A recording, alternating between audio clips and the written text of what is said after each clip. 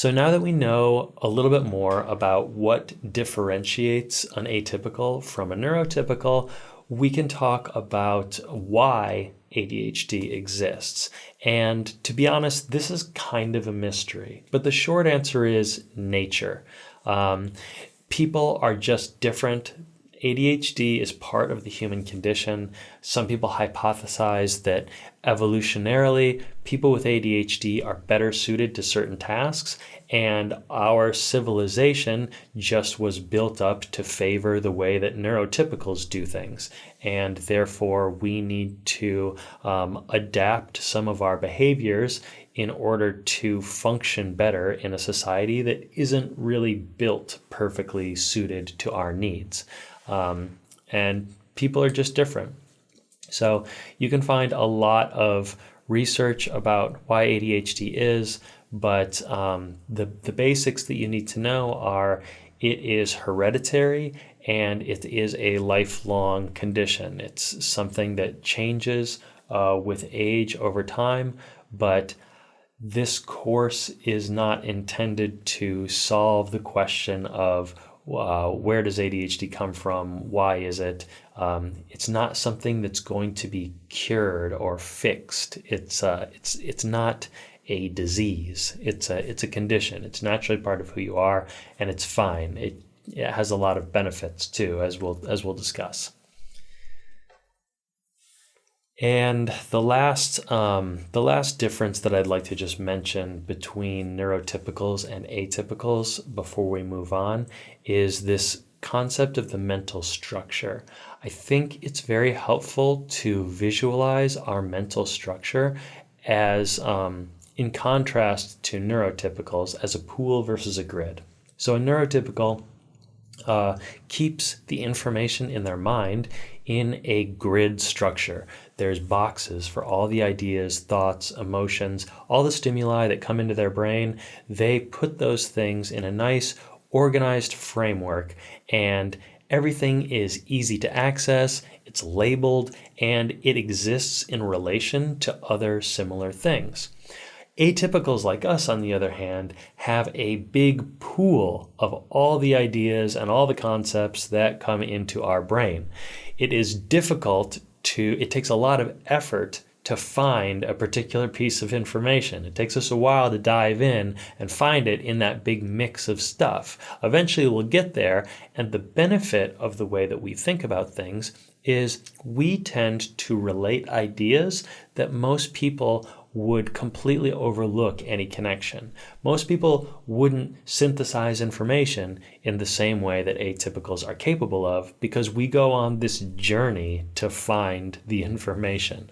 And it just so happens that my concept of a horse is right next to my concept of dentistry or whatever, and somehow I'll draw a parallel between those things, and that can give me an inspiration that could be useful for who knows what reason, but that's where inspiration comes from, is those peculiar connections that most people don't see, and that's one of the gifts of ADHD. But a lot of times there are problematic behaviors that we want to limit in our lives so that we can accomplish our goals. And this is what I call the cycle of distraction. So to move forward at a reasonable pace, you're going to need to control one aspect of this cycle so that you can continue to take actions that are well thought out and productive for whatever it is you're trying to do. What do I mean? So let's talk about what each of these terms are. First is external distractions.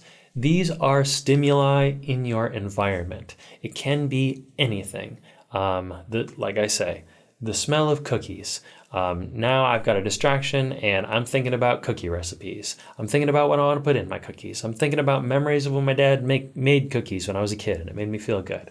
All kinds of stuff. So that's a distraction. So How can I limit that? Well, maybe I get an office that's not anywhere near my kitchen where I might have the smell of cookies around. Or maybe a better example is I get anxiety when I read the news. So maybe I make a rule that I limit the time that I spend reading the news, or I don't read it during the workday, or maybe I just avoid the news altogether.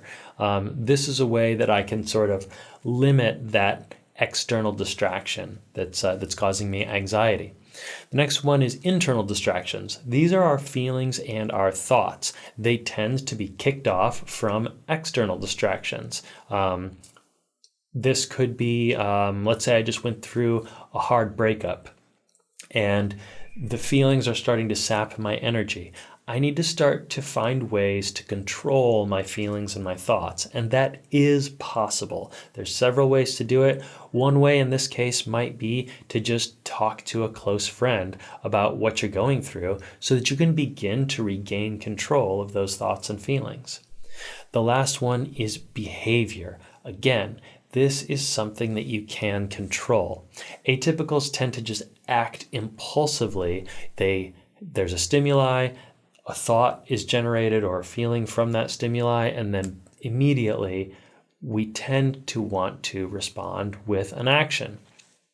But if we can pause, this can be one of the most powerful tools that we can use to regulate our behavior. Pause and consider how your actions could contribute to a positive outcome rather than simply reacting impulsively.